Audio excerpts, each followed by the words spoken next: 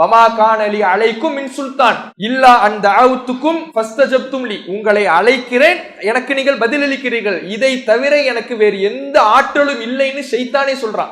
ஷைத்தானே ஒப்புக்கொள்றான், எனக்கு வேற எந்த ஆற்றல் இல்லப்பான்னு. இல்ல உனக்கு இந்த ஆற்றல் இருக்குது, பொருளை எல்லாம் தள்ளி விடுற ஆற்றல் உனக்கு இருக்குது, பைத்தியமாக்குற ஆற்றல் உனக்கு இருக்குதுன்னு இவங்க ஷைத்தானுக்கு என்ன பண்றாங்க, சொல்லி கொடுக்குறாங்க. வயசானவங்க இருக்கக்கூடிய வீட்டுல திடீர்னு பொருட்கள் எல்லாம் சாயுது, என்னன்னே அவங்களுக்கு தெரியல.